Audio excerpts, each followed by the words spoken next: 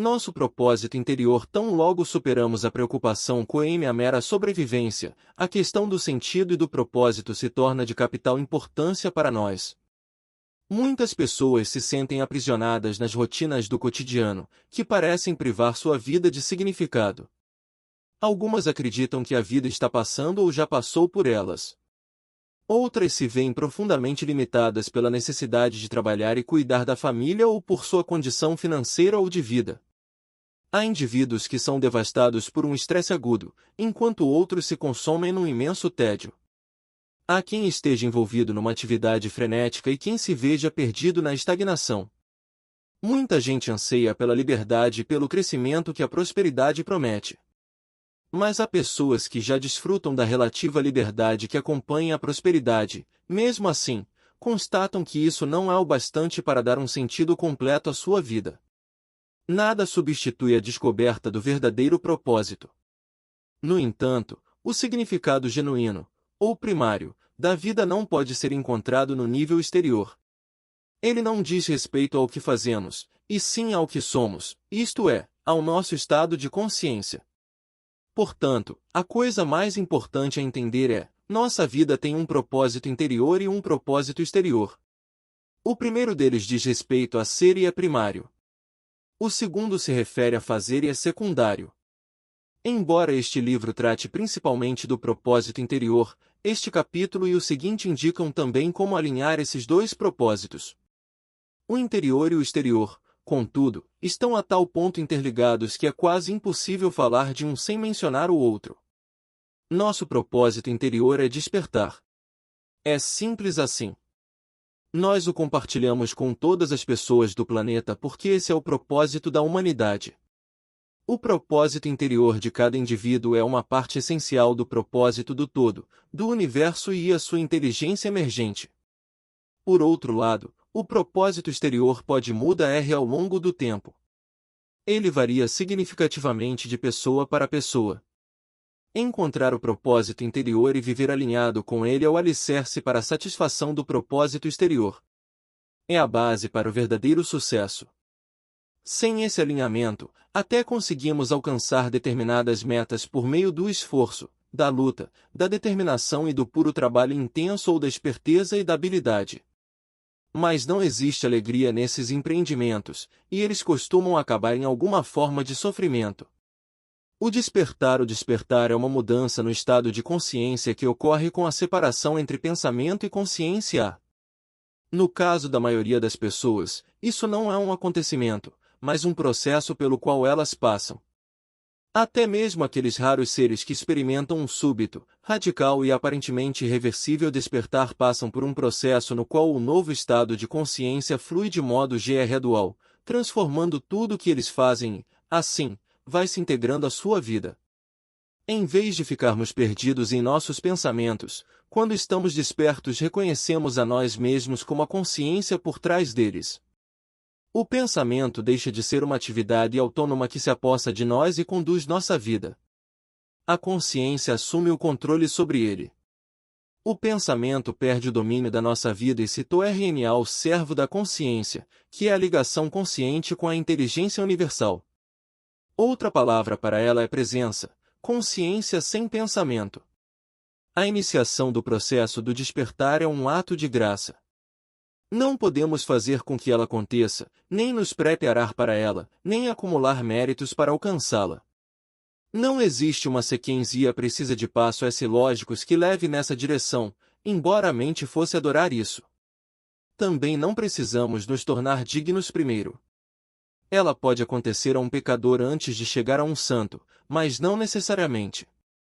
É por isso que Jesus se envolveu com todos os tipos de pessoas, e não só com as respeitáveis. Não existe nada que possamos fazer quanto ao despertar. Qualquer ação da nossa parte será o ego tentando acrescentar o despertar ou a iluminação a ele mesmo como seu bem mais precioso e, assim, se mostrando como mais importante e maior.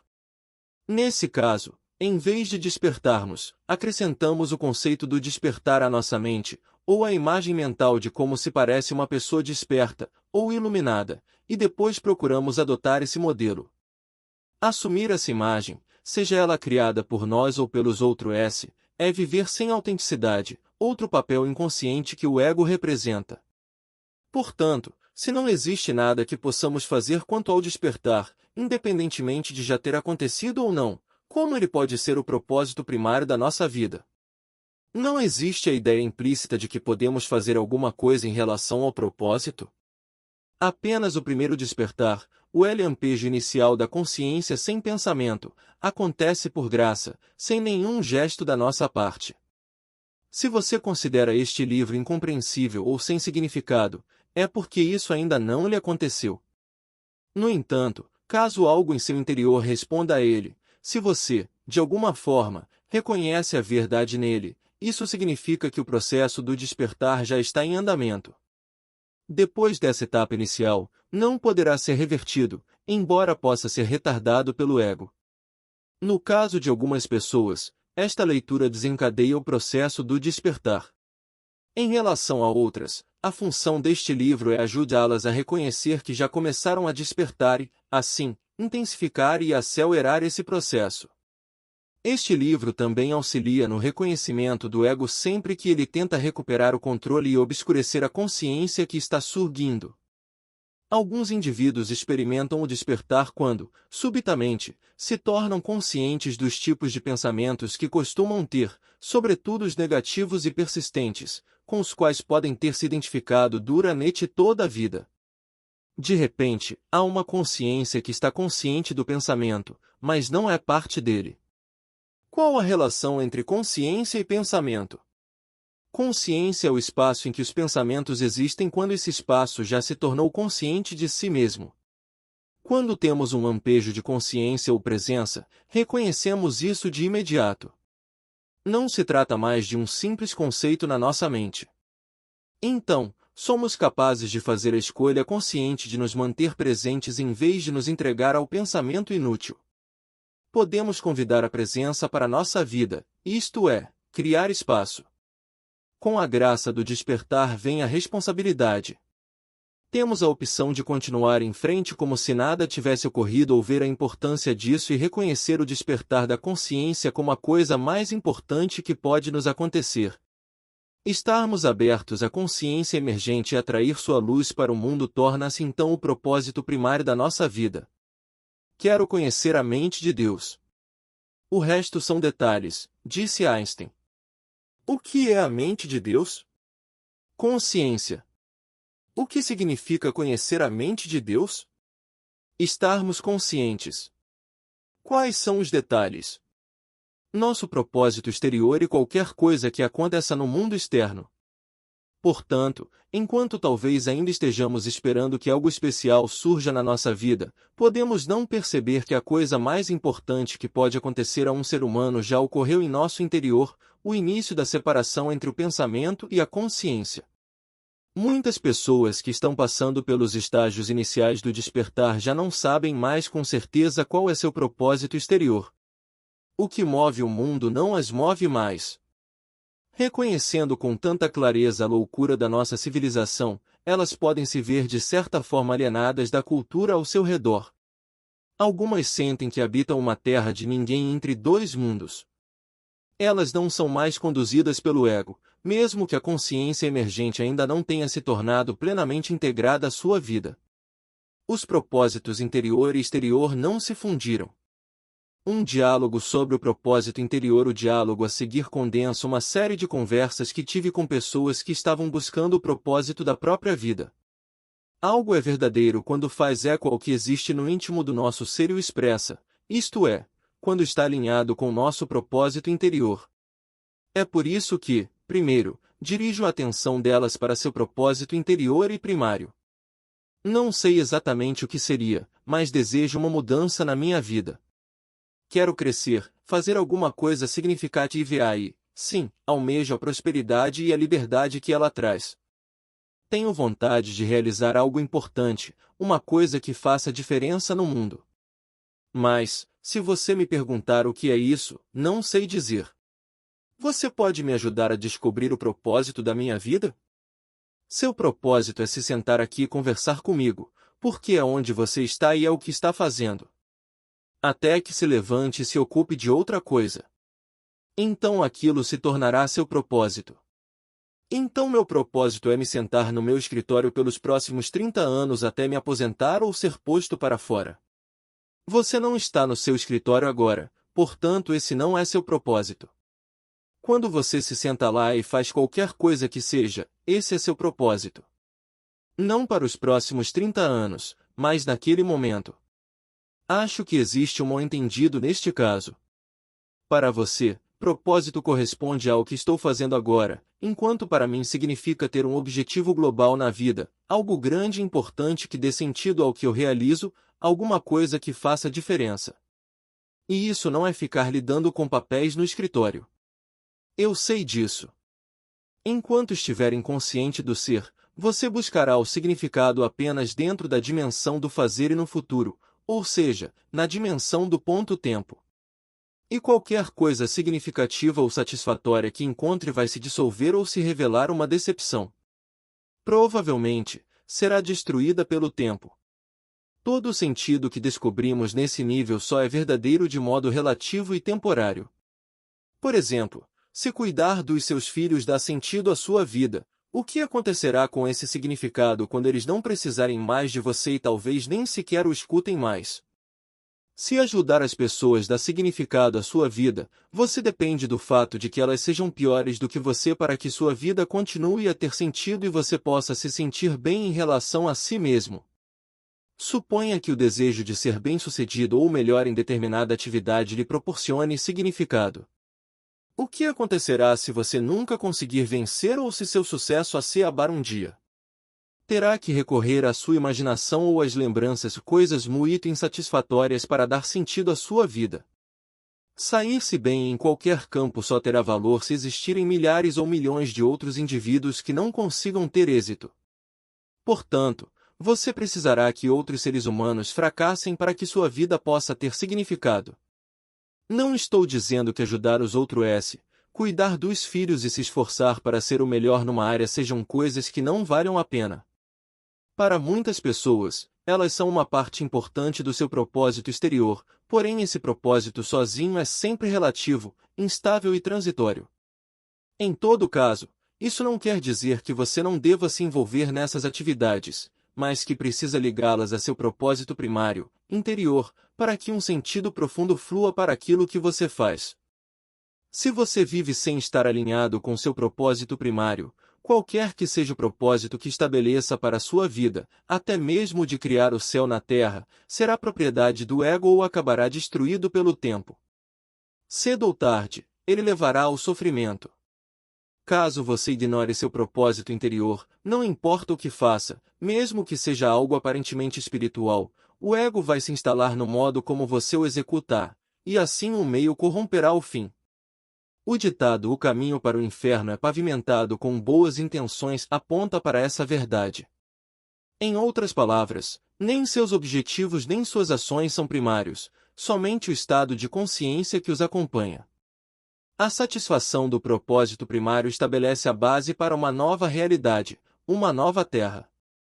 Depois que esse alicerce passa a existir, seu propósito exterior se torna carregado de poder espiritual porque seus objetivos e suas intenções estarão unidos ao impulso evolucionário do universo. A separação entre o pensamento e a consciência, que está no centro do seu propósito primário, acontece através da negação do tempo. Não estou falando, é claro, do tempo usado para fins práticos, como marcar uma consulta.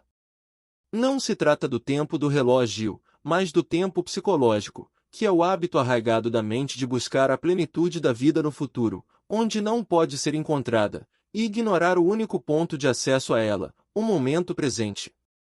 Quando vê aquilo que está fazendo ou o lugar em que está como propósito principal da sua vida, você nega o tempo. Isso lhe dá um poder imenso. A negação do tempo naquilo que está sendo realizado também fornece a ligação entre seus propósitos interior e exterior, entre ser e fazer. Sempre que nega o tempo, você nega o ego. Não importa a atividade que esteja executando, você a desenvolverá extraordinariamente bem porque o fazer em si passa a ser o ponto focal da sua atenção. Sua ação se torna então um canal pelo qual a consciência entra no mundo. Isso significa que existe qualidade no que você faz, mesmo no ato mais simples, como virar as páginas do catálogo telefônico ou atravessar a sala. O propósito principal de virar as páginas é virar as páginas, o propósito secundário é encontrar um número de telefone. O propósito principal de atravessar a sala é atravessar a sala, o propósito secundário é apanhar um livro na outra extremidade, e, no instante em que você o pega, isso se torna seu propósito principal. Você deve estar lembrado do paradoxo do tempo que mencionei. Qualquer coisa que façamos requer tempo, ainda assim, é sempre agora. Então, enquanto seu propósito interior é nega-r o tempo, seu propósito exterior envolve necessariamente o futuro, e, assim, este último não poderia existir sem o tempo. Mas ele é sempre secundário.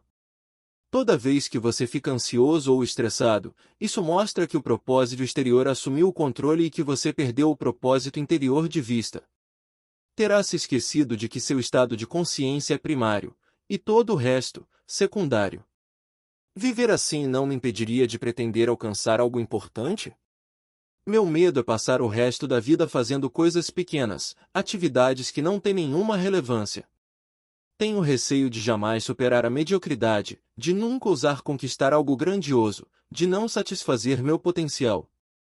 Aquilo que é notável surge das pequenas coisas que são dignificadas e tratadas com atenção. A vida de todo S consiste, sem dúvida, em pequenas coisas. A grandiosidade é uma abstração mental e a fantasia favorita do ego. O paradoxo é que a base para alcançá-la é o respeito pelas pequenas coisas do momento presente, e não a perseguição da ideia de grandeza. O momento presente é sempre pequeno no sentido de que é simples, mas, escondido dentro dele, está o poder maior. Assim como o átomo, ele é uma das menores coisas, no entanto é extraordinariamente poderoso. Nós só temos acesso a esse poder quando nos alinhamos com o momento presente. Talvez seja mais apropriado dizer que ele tem acesso a nós, e por nosso intermédio, ao mundo. Jesus estava se referindo a esse poder quando afirmou: de mim mesmo não posso fazer coisa alguma, e não credes que estou no Pai e que o Pai está em mim? As palavras que vos digo não as digo de mim mesmo, mas o Pai, que permanece em mim, é que realiza as suas próprias obras. Ansiedade, tensão contínua e negativismo nos tiram essa força. A ilusão de que estamos separados do poder que conduz o universo retorna. Outra vez nos sentimos sozinhos, lutando contra algo ou tentando alcançar um objetivo qualquer. Contudo, o que desencadeou a ansiedade, a tensão ou o negativismo? Nosso afastamento do momento presente. E por que fizemos isso? Porque pensamos que outra coisa era mais importante. Acabamos por nos esquecer do propósito primário. Um pequeno erro, uma interpretação equivocada, um mundo de sofrimento. O momento presente garante nosso acesso ao poder da vida propriamente dito, aquele que tem sido chamado de Deus. Assim que nos distanciamos dele, Deus para de ser uma realidade para nós e tudo o que nos resta é o conceito mental de Deus, algo em que algumas pessoas acreditam, mas que é negado por outras. Até mesmo a crença nele não passa de um precário substituto da sua realidade viva que se manifesta a cada momento na nossa vida. A total harmonia com o momento presente não requer a cessação de todo o movimento? Sendo assim, talvez a existência de qualquer meta implique uma ruptura temporária dessa harmonia com o momento presente e seu restabelecimento num nível superior ou mais complexo depois que o objetivo é alcançado. Imagino que nem o broto que cresce a partir do sob se mantém inteiramente alinhado com o momento presente porque ele tem uma meta, quer se tornar uma árvore. Pode ser que depois de atingir a maturidade ele vive em harmonia com o momento presente. O broto não quer nada porque ele e a totalidade são uma coisa só, e a totalidade age por meio dele. Considera-ai como crescem os lírios do campo, não trabalham nem fiam. Entretanto, eu vos digo que o próprio Salomão, no auge de sua glória, não se vestiu como um deles. Poderíamos dizer que a totalidade, a vida quer que o broto se torne uma árvore, no entanto ele não se vê separado da vida e, assim, não deseja nada para si. O broto e o que a vida quer estão unificados. É por isso que ele não está preocupado nem estressado. E, Se tiver que morrer prematuramente, morrerá com tranquilidade. Será tão resignado na morte quanto foi na vida. Ele sente, por mais obscuro que isso pareça, que está enraizado no ser, a vida única sem forma e eterna. Assim como os antigos sábios taoístas da China, Jesus gosta de chamar nossa atenção para a natureza porque a vê sob a ação de uma força com a qual as pessoas perderam contato, o poder criativo do universo. Ele prossegue dizendo que, se Deus veste simples flores com tamanha beleza, então podemos imaginar que ele nos vestirá com muito mais. Ou seja, embora a natureza seja uma maravilhosa expressão do impulso evolucionário do universo, quando os seres humanos se tornam alinhados com a inteligência que está por trás deles, manifestam esse mesmo impulso num nível superior e ainda mais esplendoroso. Portanto, seja verdadeiro em relação à vida sendo verdadeiro em relação ao seu propósito interior. Quando você se torna presente, portanto, permanece por inteiro naquilo que faz, suas ações ficam carregadas de energia espiritual. A princípio, pode não haver uma mudança notável no que você realiza, mas apenas no seu modo de execução. Seu propósito primário agora é permitir que a consciência penetre no que você faz.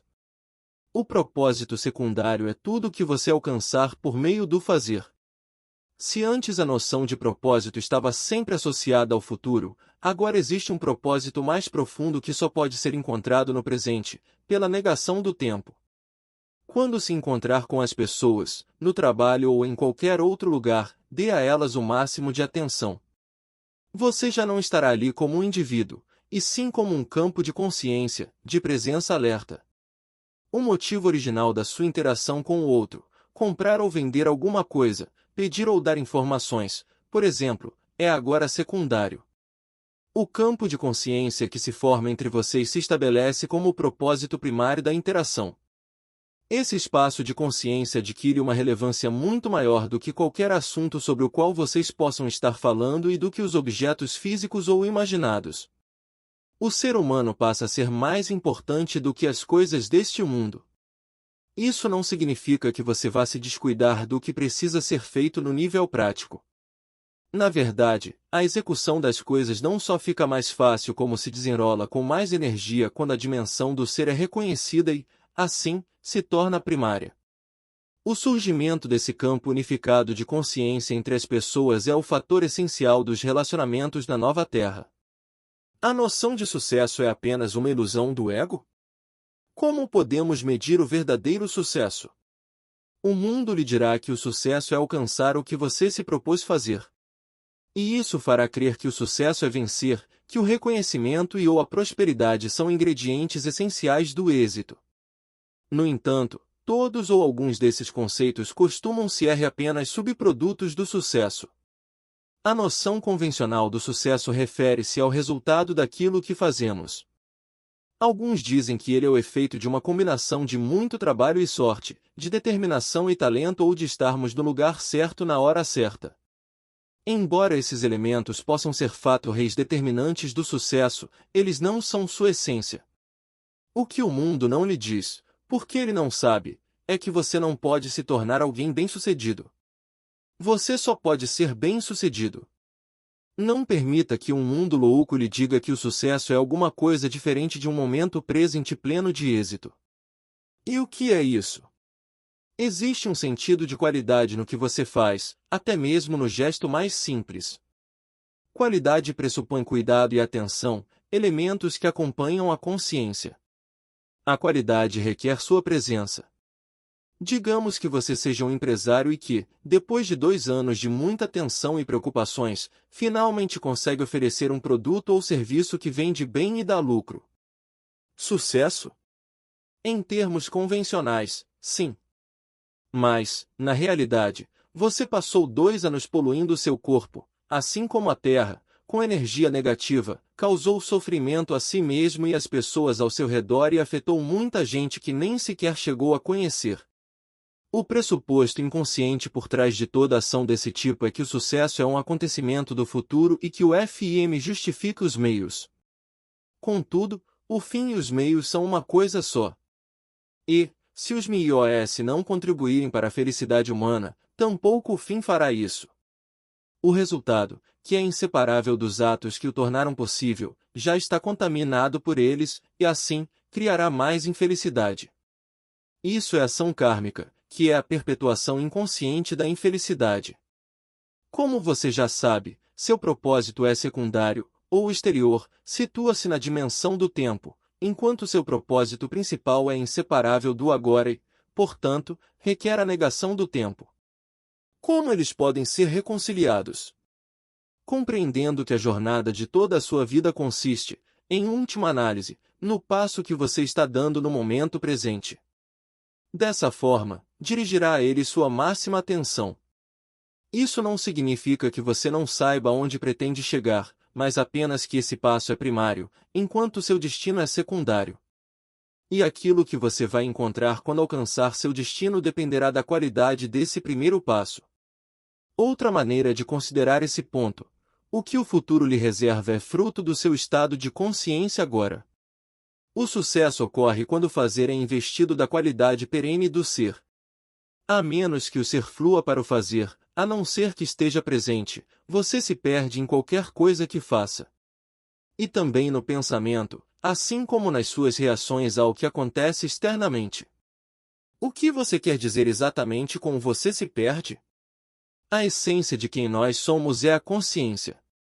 Quando ela, você, estabelece uma completa identificação com o pensamento e assim se esquece da sua natureza essencial, acaba se perdendo no pensamento. Toda vez que se identifica com as formações mentais e emocionais, como o desejo e o temor, as forças motivadoras primárias do ego, ela desaparece nessas formações. Isso também ocorre sempre que a consciência se identifica com a ação e a reação ao que acontece. Todos os pensamentos, desejos e medos, bem como todas as ações e reações, são então impregnados de um falso sentido do eu que, por ser incapaz de sentir a alegria simples do ser, busca o prazer, algumas vezes, até mesmo a dor, como substitutos desse contentamento. Isso é viver num estado de esquecimento do ser, de quem nós somos. Assim, todo sucesso não é mais do que uma ilusão passageira. Não importa o que conquistemos, logo estaremos infelizes outra vez ou um novo problema ou dilema absorverá nossa atenção inteiramente. De que maneira eu passo da compreensão do meu propósito interior para a descoberta do que devo fazer no nível exterior? O propósito exterior varia significativamente de pessoa para pessoa e nunca dura para sempre. Ele é submetido ao tempo e depois é substituído por outro propósito. A extensão em que as circunstâncias externas da vida são modificadas pela dedicação ao propósito interior do despertar também varia bastante. No caso de alguns indivíduos ocorre um rompimento repentino ou gradual com o passado. Seu trabalho, sua condição de vida, seus relacionamentos, tudo isso passa por uma profunda transformação. Às vezes, eles próprios dão início a certas mudanças que, em vez de envolverem um doloroso processo de tomada de decisão, surgem de uma compreensão ou de um reconhecimento súbito. É isto que eu preciso fazer. É como se suas decisões fossem, digamos, pré-fabricadas. Elas chegam através da consciência, e não do pensamento. A pessoa acorda numa manhã e sabe o que fazer. Há quem se surpreenda abandonando um ambiente de trabalho ou uma condição de vida hostil e sem sentido. Assim, antes de descobrir o que é certo para você no nível exterior, de detectar o que funciona, o que é compatível com a consciência desperta, talvez você precise identificar o que não está correto, o que já não produz efeito, o que não se harmoniza com seu propósito interior. Outros tipos de mudança podem lhe acontecer de repente a partir do exterior. Um encontro casual traz uma nova oportunidade e uma possibilidade de expansão para a sua vida. Um obstáculo ou conflito de longa data se dissolvem. Seus amigos ou passam por essa transformação interior com você ou desaparecem da sua vida. Alguns relacionamentos terminam, outros se aprofundam. Você pode ser demitido da empresa ou se tornar um agente de mudanças positivas no local de trabalho. Seu cônjuge o deixa ou vocês chegam a um novo nível de intimidade. Alguns desses fatos talvez pareçam negativos na superfície, porém você logo compreende que um espaço está sendo criado na sua vida para o surgimento de algo novo. Poderá haver um período de insegurança e incerteza. O que eu devo fazer? Como o ego deixou de controlar sua vida, a necessidade psicológica de segurança externa, que é ilusória de qualquer maneira, diminui. Você se torna capaz de viver com a incerteza e até de gostar dela. Com isso, infinitas possibilidades se abrem à sua frente. Isso mostra que o medo já não é um fator dominante no que você faz e não o impede mais de tomar atitudes para iniciar a mudança. O filósofo Romano Tácito observou com toda a propriedade que o desejo de segurança é um obstáculo a todo grande e nobre empreendimento. Se a incerteza é inaceitável para você, ela se transforma em medo. Caso seja perfeitamente aceitável, ela vai aumentando aos poucos sua animação, seu estado de alerta e sua criatividade. Muitos anos atrás, seguindo um forte impulso interior, abandonei uma carreira acadêmica que o mundo teria chamado de promissora e, assim, ingressei na mais completa incerteza. Disso se originou minha nova encarnação como mestre espiritual Timupos depois. Algo semelhante aconteceu de novo bem mais tarde. Também por causa de um impulso, abandonei minha casa na Inglaterra e me mudei para a costa oeste dos Estados Unidos. Obedeci a esse impulso, embora desconhecesse sua razão. Dessa opção pela incerteza surgiu meu livro Zero Poder do Agora, que em sua maior parte foi escrito na Califórnia e em British Columbia, no Canadá. Nessa época, eu não tinha casa própria nem recebia salário, vivia de economias, que foram se esgotando com a maior rapidez. Na verdade, tudo se encaixou maravilhosamente. Fiquei sem dinheiro no exato momento em que estava acabando de escrever o livro. Comprei um bilhete de loteria e ganhei $1.000, o que me garantiu o sustento por mais um mês. Nem todas as pessoas, porém, passam por uma mudança tão drástica no que diz respeito às circunstâncias externas. Na outra extremidade do espectro há indivíduos que permanecem exatamente onde estão e continuam fazendo a mesma coisa de sempre. Para eles, apenas o como muda, e não o que. E não por medo ou inércia. O que eles estão realizando já é um veículo perfeito para a consciência entrar no mundo, e ela não precisa de outro. Essas pessoas também contribuem para a manifestação da nova Terra. Isso não deveria acontecer com todo mundo? Se satisfazer nosso propósito interior é estarmos alinhados com o momento pensante, por que alguém deveria sentir necessidade de abandonar seu trabalho ou sua condição de vida atual? Estar alinhado com o que é não significa que a pessoa não vai iniciar a mudança nem que se torne incapaz de agir. A motivação para tomar atitudes, no entanto, vem de um nível mais profundo, e não do desejo nem do medo próprios do ego. O ajuste interior com o momento presente abre a consciência e a coloca em sintonia com o todo, do qual o agora é parte integrante. O todo, a totalidade da vida, entra assim em ação por intermédio do indivíduo.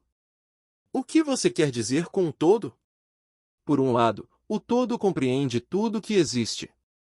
É o mundo ou o cosmo. Entretanto, todas as coisas existentes, dos micróbios aos seres humanos e às galáxias, não são realmente coisas, ou entidades separadas, elas constituem parte de uma teia de processos multidimensionais interligados. Nós não reconhecemos essa unidade, isto é, só vemos as coisas como elementos isolados. Isso ocorre por duas razões. Uma delas é a percepção, que reduz a realidade àquilo a que temos acesso por meio da pequena extensão dos nossos sentidos, o que podemos ver, ouvir, cheirar, provar e tocar. No entanto, quando somos capazes de perceber sem interpretar ou rotular mentalmente, ou seja, sem acrescentar o pensamento às percepções, conseguimos sentir de fato a interconexão mais profunda sob a percepção da aparente separação das coisas. A outra razão mais séria para a ilusão da separação é o pensamento compulsivo. Quando estamos presos a fluxos incessantes de pensamento compulsivo, de fato o universo se desintegra para nós e perdemos a capacidade de sentir a interconexão entre tudo que existe. O pensamento desmembra a realidade em fragmentos sem vida. Dessa visão fracionada se originam ações extremamente insensatas e destrutivas. Entretanto, existe um nível ainda mais profundo do todo que é a interconexão de tudo que existe. Nele todas as coisas são uma só. Isso é a origem, a vida não manifestada. É a inteligência infinita que se expressa como um universo se desdobrando no tempo. O todo é constituído da existência e do ser, o manifestado e o não manifestado, o mundo e Deus. Assim, ao nos alinharmos com o todo, nos tornamos uma parte consciente da sua interconexão e do seu propósito, o surgimento da consciência no mundo. Por causa disso, incidentes favoráveis, encontros casuais, coincidências e acontecimentos sincrônicos ocorrem com muito mais frequência. Carl Jung chamou a sincronicidade de princípio não causal de conexão. Isso significa que não existe ligação causal entre eventos sincrônicos no nível superficial da realidade. Trata-se de uma manifestação exterior de uma inteligência subjacente por trás do mundo das aparências e de uma conectividade mais profunda que nossa mente não é capaz de entender. Mas podemos ser participantes conscientes do desdobramento dessa inteligência, a consciência florescente. A natureza existe num estado de unificação inconsciente com o todo. Foi por isso, por exemplo, que praticamente nenhum animal selvagem morreu durante o catastrófico tsunami de 2004. Como eles estão mais em contato com a totalidade do que os seres humanos, conseguiram sentir a aproximação da onda muito tempo antes de ela ser vista ou ouvida e, assim, tiveram chance de se deslocar para um terreno mais elevado. E provável que eles tenham apenas se visto partindo para um lugar mais alto. Fazer isto por causa daquilo é o modo como a mente humana fragmenta a realidade, enquanto a natureza vive na unificação inconsciente com o todo. E nosso propósito e destino trazer uma nova dimensão para este mundo vivendo no estado de unificação consciente com a totalidade e num alinhamento consciente com a inteligência universal. O todo pode usar a mente humana para criar coisas ou produzir situações que estão alinhadas com seu propósito. Sim, sempre que existe inspiração, que significa em espírito, e entusiasmo, que quer dizer em Deus, está em ação um poder criativo que vai muito além do que uma simples pessoa é capaz.